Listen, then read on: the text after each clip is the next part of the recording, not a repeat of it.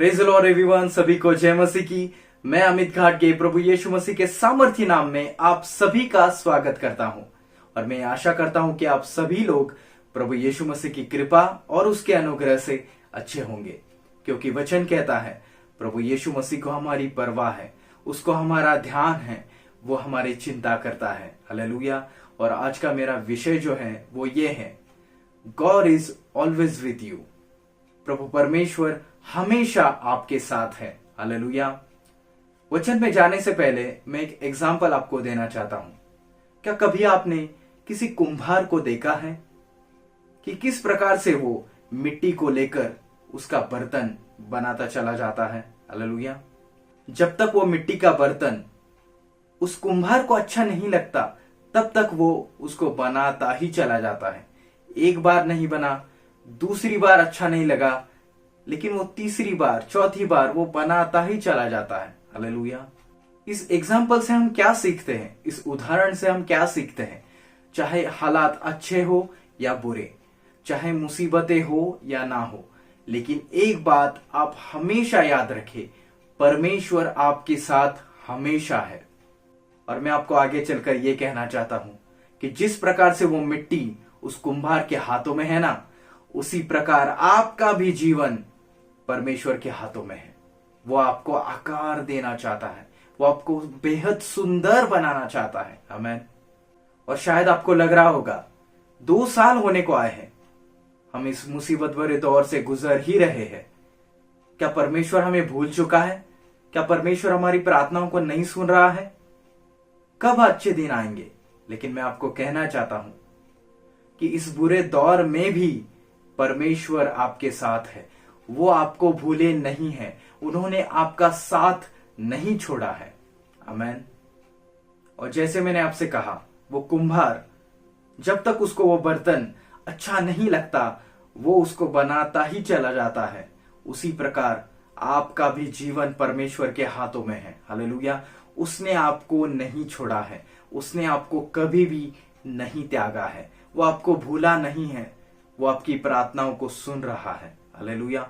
इसलिए धीरज रखो, धाड़स बांधो, परमेश्वर की बाट जोते रहो, क्योंकि वचन कहता है जो परमेश्वर की बाट जोते रहते हैं, जो परमेश्वर को आवाज लगाते रहते हैं, जो अपनी नजरों को परमेश्वर की ओर लगाए रहते हैं, उनकी सहायता करने के लिए परमेश्वर दौड़ा चला आता है। जो परमेश्वर की बाट जोते रहते हैं वो कभी भी लज्जित नहीं होते। हालेलुया। एक जोरदार ताली बजाए प्रभु यीशु मसीह के लिए। आइए निकालेंगे मेरे साथ उत्पत्ति उसका 40 और वचन 23। पिलाने हारों के प्रधान ने यूसुफ का स्मरण किया ही नहीं, परंतु वो उसे पूरी तरह भूल गया। हम सभी को यूसुफ की कहानी तो पता ही है। यूसुफ एक धर्मी पुरुष था। वो परमेश्वर की आज्ञाओं और उसके विधियों पर चलने वाला व्यक्ति था। एक और खास बात थी यूसुफ में। क्या थी? यूसुफ जो था परमेश्वर का भय मानकर चलने वाला व्यक्ति था। हालेलुया। और बाइबल कहती है यूसुफ जो था याकूब का बहुत ही लाडला बेटा था। और वचन 4 कहता है और यूसुफ के भाई यूसुफ पर बहुत बैर रखते थे, उस पर वो जलते थे। और 5वां वचन, एक बार क्या होता है, यूसुफ को एक स्वप्न दिखाई देता है और बेचारा यूसुफ उस स्वप्न को अपने भाइयों के साथ बांटने के लिए चला जाता है। वो स्वप्न वो अपने भाइयों को बताने के लिए चला जाता है। और क्या होता है देखते हैं। 7वां वचन, वो कहता है हम सब लोग खेत में पूले बांध रहे हैं और मेरा पूला उठकर सीधा खड़ा हुआ और तुम्हारे पूले ने मेरे पूले को चारों तरफ से घेर लिया और उसको दंडवत किया। आप कल्पना कीजिए, पहले से ही उसके भाई उसके ऊपर जलते थे, उसका बैर रखते थे। और ये सुनकर तो वो यूसुफ पर बहुत ही क्रोधित हो गए और वो उससे कहने लगे। 8वां वचन, क्या सचमुच तू हम पर प्रभुता करेगा? क्या सचमुच तू हम पर राज्य करेगा? और बाइबल कहती है उसके बाद तो उसके भाई यूसुफ का घात करने के पीछे ही चल पड़े। और उसके बाद तो यूसुफ को उसके भाइयों ने इश्माइली लोगों को बेच दिया। और इश्माइली लोगों ने उसके बाद यूसुफ को वापस पोतीफर नामक फिरौन के एक हाकिम और अंगरक्षकों के प्रधान के हाथों में बेच दिया। लेकिन कहानी यहां पर खत्म नहीं होती। यूसुफ जहां जहां कहीं गया वहां वहां यहोवा उसके साथ था। आमीन। और अब यूसुफ पोतीफर के घर में रह रहा है। और वचन 3, यूसुफ के स्वामी ने भी देखा कि यहोवा उसके संग संग रहता है और जो कुछ भी ये काम करता है यहोवा उसको सफलता देता है। तब उसके स्वामी की अनुग्रह की दृष्टि यूसुफ पर हुई और उसने यूसुफ को अपने घर का अधिकारी बनाकर अपना सब कुछ यूसुफ के हाथों में सौंप दिया। हालेलुया। आज का हमारा विषय क्या है? प्रभु परमेश्वर आपके साथ है। God is always with you. परमेश्वर सदा सर्वदा हमारे संग रहने वाला परमेश्वर है। आमीन। और मैंने आपसे कहा ना, मुसीबतें आएंगी, परेशानियां आएंगी, बुरे हालातों से हम गुजरेंगे, लेकिन मैं आज आपको एक बात कहना चाहता हूं, आपको परमेश्वर के जीवित वचन से प्रोत्साहित करना चाहता हूं और यही कहना चाहता हूं कि हमारा परमेश्वर कभी नहीं बदलता। वो सदा सर्वदा हमारे साथ बना रहता है। वो हमारा साथ कभी नहीं छोड़ता। हालेलुया। इसलिए हर एक परिस्थिति में परमेश्वर को थामे रहो। तो आइए चलते हैं यूसुफ की कहानी में वापस। यूसुफ की कहानी यहां पर खत्म नहीं हुई। यूसुफ के जीवन में और भी कई चैलेंजेस आए और भी कठिन कठिन परिस्थितियां, कठिन कठिन परीक्षाएं यूसुफ के जीवन में आ गई। बाइबल कहती है पोतीफर की पत्नी की बुरी नजर यूसुफ पर थी। और बाइबल यह भी कहती है पोतीफर की पत्नी यूसुफ के साथ कुछ गलत करना चाहती थी। लेकिन मैंने आपसे कहा ना, यूसुफ एक धर्मी पुरुष था। वो परमेश्वर की आज्ञाओं और विधियों पर चलने वाला व्यक्ति था। वो परमेश्वर का भय मानकर चलने वाला व्यक्ति था। इसलिए पोतीफर के पत्नी के साथ यूसुफ ने कुछ भी गलत नहीं किया, बल्कि वो वहां से भाग गया।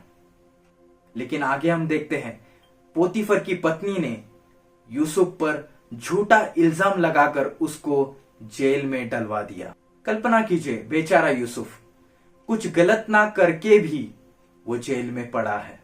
मैंने आपसे कहा ना, कई बार ऐसी परिस्थितियां हमारे भी जीवन में आ सकती है, लेकिन आप याद रखें परमेश्वर आपके साथ उस कठिन परिस्थिति में भी मौजूद है। पूरे हालातों में भी सबसे नजदीक अगर कौन है तो वो हमारा जिंदा खुदा प्रभु यीशु मसीह। हालेलुया। उसको पुकार के तो देखो, वो स्वर्ग छोड़कर आपको मिलने के लिए, आपको उस कठिन परिस्थिति से बाहर निकालने के लिए तैयार है। हालेलुया। क्योंकि वचन कहता है, हे मेरे बेटे, हे मेरी बेटी, तेरे संकट के दिनों में तू मुझे पुकार के तो देख और मैं तेरी वाणी को सुनूंगा। मैं ही तुझे छुड़ाऊंगा और मैं ही तुझे बचाऊंगा और तू मेरे कामों का वर्णन कर पाएगा, तू मेरी महिमा कर पाएगा। हालेलुया। बाइबल कहती है जिस जेल में यूसुफ था वहां पर और दो लोग भी थे। पहला राजा का पिलाने हारों का प्रधान और दूसरा राजा का पकाने हारों का प्रधान। हालेलुया। और हम आगे चलते हैं, उत्पत्ति उसका 40 और 6वां वचन। देखो परमेश्वर के इस दास को, यूसुफ को, और यूसुफ ने उन दोनों को देखा कि वे उदास हैं। तब यूसुफ ने उनसे पूछा कि क्या हुआ है। तब उन दोनों ने यूसुफ को जो सपना उन दोनों ने देखा था उस सपने के बारे में बताया और यूसुफ ने सही रीति से उनके स्वप्न का अर्थ उन्हें समझाया। और क्या कहा, अब से 3 दिनों के अंदर तुम यहां से छूटने वाले हो। फिरौन तुम्हारा सिर ऊंचा करने वाला है और तुम दोनों अपने अपने पद पर फिर से नियुक्त किए जाओगे। लेकिन मैं आपका ध्यान इस वचन 14 पर लेके जाना चाहता हूं। आइए चलते हैं वचन 14, उत्पत्ति उसका 40 और वचन 14। अंत जब तुम्हारा भला हो तब मुझे स्मरण करना और मुझ पर कृपा करके फिरौन से मेरी चर्चा चलाना और इस घर से मुझे छुड़वा देना। कितनी विनती कर रहा है वो उन दोनों को, क्योंकि बेचारे यूसुफ ने तो कुछ किया ही नहीं है। इसलिए वो उन दोनों को कह रहा है कि कृपया करके प्लीज आप फिरौन राजा से मेरी सिफारिश कीजिए, आप मेरी चर्चा उनके पास जाकर कीजिए और मुझे इस जेल से छुड़वा दीजिए। वो उनको विनती कर रहा है। लेकिन हम देखते हैं आगे 23वां वचन। इस 23वें वचन से ही हमने शुरुआत की थी। हालेलुया। और वचन क्या कहता है? जब वे दोनों जेल से रिहा हुए, वो दोनों यूसुफ को भूल ही गए। उन्होंने यूसुफ का स्मरण रखा ही नहीं। और 1 दिन नहीं, 2 दिन नहीं, 3 दिन नहीं, 4 दिन नहीं, 40 दिन नहीं, लेकिन 2 साल हो गए। वो दोनों जेल से रिहा होते ही यूसुफ को भूल गए। आप कल्पना कीजिए यूसुफ को कितना बुरा लगा होगा, क्योंकि यूसुफ ने उनकी मदद जो की थी। और कई बार हमारे साथ भी तो ऐसा ही होता है ना, हम किसी की मदद करते हैं लेकिन वो अंत में हमें भूल ही जाते हैं, हमारा साथ छोड़ देते हैं। लेकिन परमेश्वर हमारा साथ कभी नहीं छोड़ता, क्योंकि उसने हमें कहा है अंधकार भरी तराइयों में भी, अंधकार भरी वादियों में भी मैं तुम्हारे संग संग हूं। और आगे हम देखते हैं फिरौन राजा को एक सपना आता है और उसके कारण उसका मन व्याकुल हो जाता है। और फिरौन क्या करता है? उसी स्वप्न का सही अर्थ जानने के लिए कई सारे मिस्र में से सब ज्योतिषों और पंडितों को बुलाता है, ताकि वो उसके स्वप्न का सही से अर्थ समझाए। लेकिन उसमें से कोई भी उस स्वप्न का सही से मतलब राजा को नहीं समझा पाता है। और उसके बाद हम देखते हैं उत्पत्ति उसका 41 और उसका 9वां वचन। तब पिलाने हरों का प्रधान फिरौन से बोलता है, मेरे अपराध आज मुझे स्मरण आए हैं। और वो राजा से कहता है, जब हम दोनों भी उस जेल में थे तब हम दोनों के स्वप्न का अर्थ भी एक इब्री जवान जो वहां पर था उसने सही सही समझाया था। और वो आपके भी स्वप्न का अर्थ सही से समझा सकता है। और उसके बाद हम देखते हैं राजा ने तुरंत यूसुफ को जेल से रिहा किया, उसको अच्छे कपड़े दिए और उसको बुलाया। और उसके बाद हम देखते हैं यूसुफ ने परमेश्वर की मदद के अनुसार, परमेश्वर की मदद लेकर राजा के उस स्वप्न का अर्थ सही से समझाया। हालेलुया। और बाइबल कहती है वो मिस्र का प्रधानमंत्री बन गया। हालेलुया। ये होता है परमेश्वर की आज्ञाओं और उसके विधियों पर चलने का प्रतिफल। हालेलुया। क्योंकि वचन कहता है भजन संहिता उसका 19 और उसका 11 वचन, परमेश्वर के वचनों का पालन करने से बड़ा ही प्रतिफल मिलता है। हालेलुया। भजन संहिता उसका 119 और उसका 1 वचन, परमेश्वर की नजर में धन्य लोग कौन है पता है? जो चाल के खरे हैं और जो परमेश्वर की व्यवस्था पर चलते हैं। हालेलुया। यूसुफ के जीवन को ही देख लो, कभी यहां बेचा गया, कभी वहां बेचा गया। पोतीफर के पत्नी के साथ भी वो गलत कर सकता था, लेकिन उसने ऐसा नहीं किया। राजा का पिलाने हारों का प्रधान और राजा का पकाने हारों का प्रधान, वे दोनों जब उदास थे, उन दोनों के स्वप्न का अर्थ भी उसने समझाया। लेकिन अंत में उसके साथ क्या हुआ?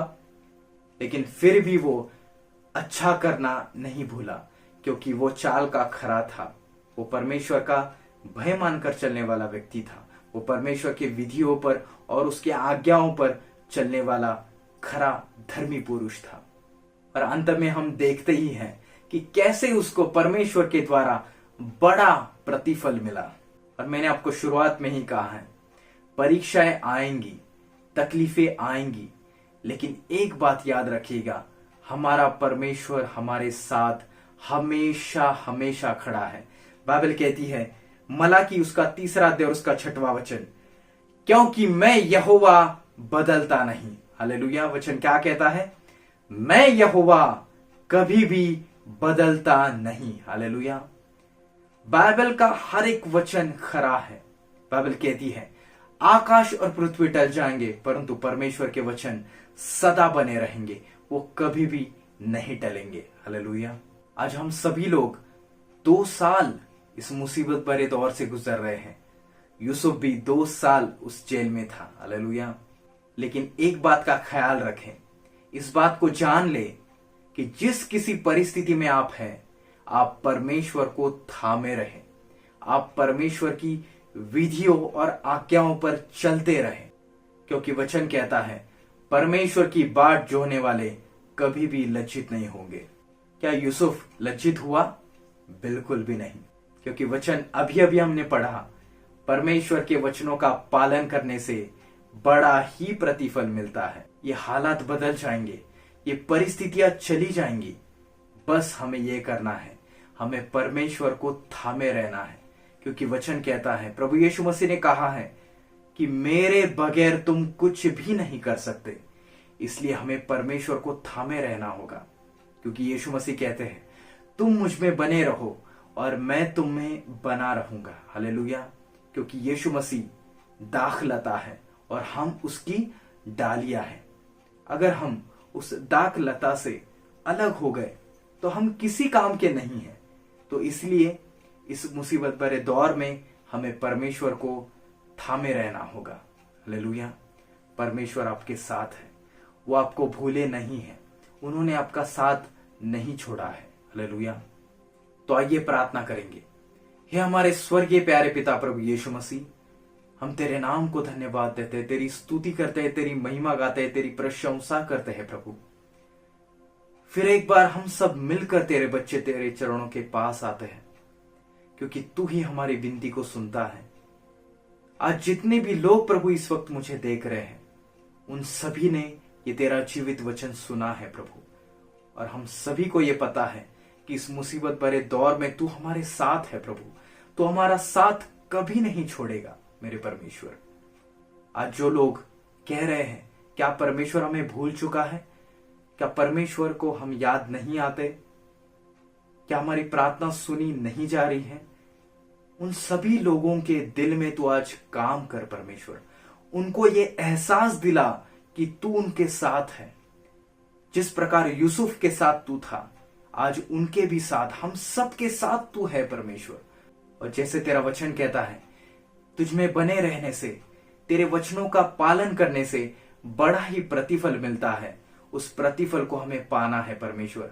इसलिए पवित्र आत्मा तू हमारी सहायता कर कि हम परमेश्वर के चरणों के पास बैठे, हम परमेश्वर को थामे रहे, हम परमेश्वर के वचनों का अध्ययन और मनन करते रहे। आज हम सभी को तूने सिखाया है प्रभु, इस मुसीबत भरे दौर में तू हमारे साथ है। तूने हमें ये फिर एक बार एहसास दिलाया है प्रभु कि तू हमें कभी नहीं छोड़ेगा, तू हमें कभी नहीं त्यागेगा। इस जग के अंत तक तू हमारे साथ है प्रभु। जो लोग इस वक्त मुझे देख रहे हैं, इन सब की प्रार्थनाओं को उत्तर तू दे प्रभु, यही मैं तुझसे दुआ करता हूं। हमारी प्रार्थनाओं को तूने सुना, इसलिए मैं तुझे कोटि कोटि धन्यवाद देता हूं। और ये प्रार्थना प्रभु यीशु मसीह के नाम से मांगता हूं, सुन और कबूल कर। और सबने कहा आमेन, आमेन, आमेन। सभी को जय मसीह की। प्रभु यीशु मसीह के साथ बने रहें, प्रभु यीशु मसीह के साथ जुड़े रहें। God bless you all.